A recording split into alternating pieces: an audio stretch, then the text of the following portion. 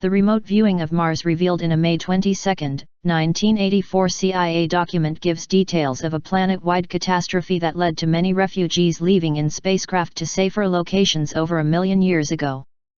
This leads to the intriguing possibility that a flash-frozen civilization recently found in Antarctica with cannibalized spacecraft nearby was the remnants of a colony originally established by Martian refugees. Such a scenario is consistent with the claims of secret space program whistleblower Corey Goode, who says that extraterrestrial refugees have been finding sanctuary on Earth for at least 500,000 years, and that preparations are currently underway to officially disclose excavations of a flash-frozen Antarctica civilization.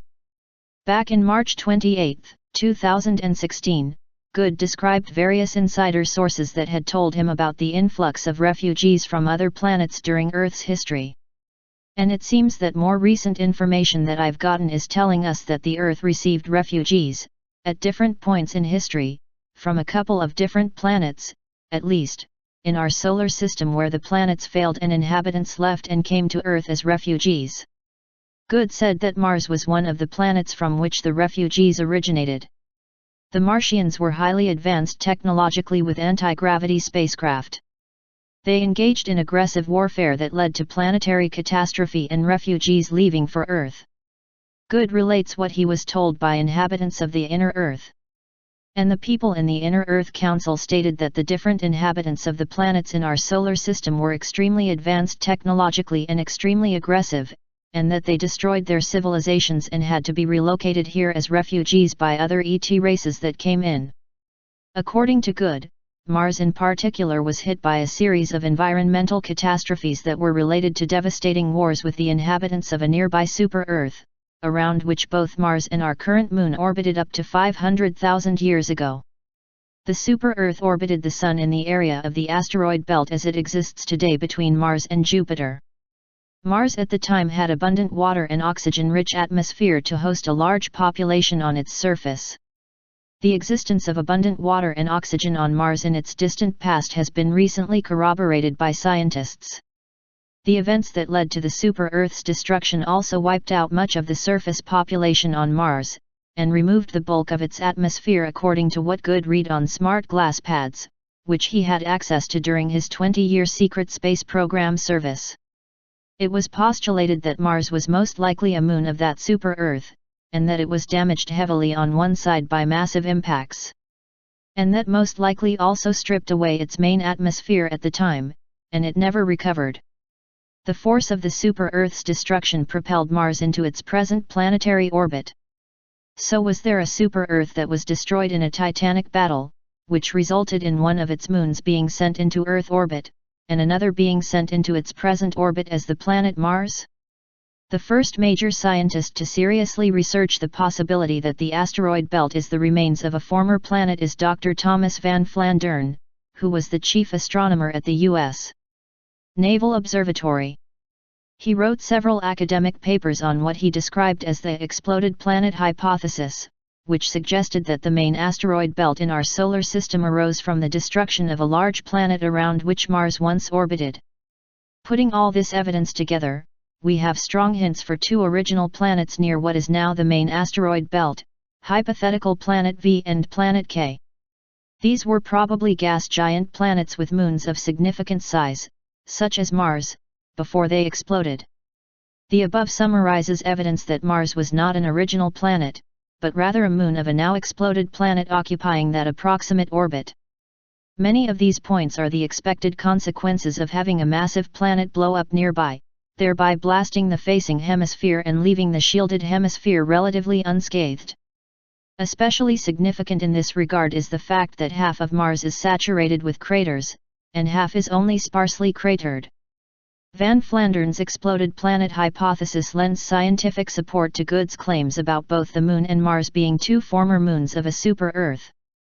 The CIA's remote viewers' claims of the history of Mars is therefore supported to varying extents by both Goode and Van Flandern's information. The remote viewer, as discussed in Part 1, described a planet with violent storms and volcanic activity that was very green. This certainly sounds like Earth, which at the time was likely the only planet in our solar system that would fit such a description. This leads to the question of whether the escaping Martians established colonies on Earth, at least one of which was in Antarctica.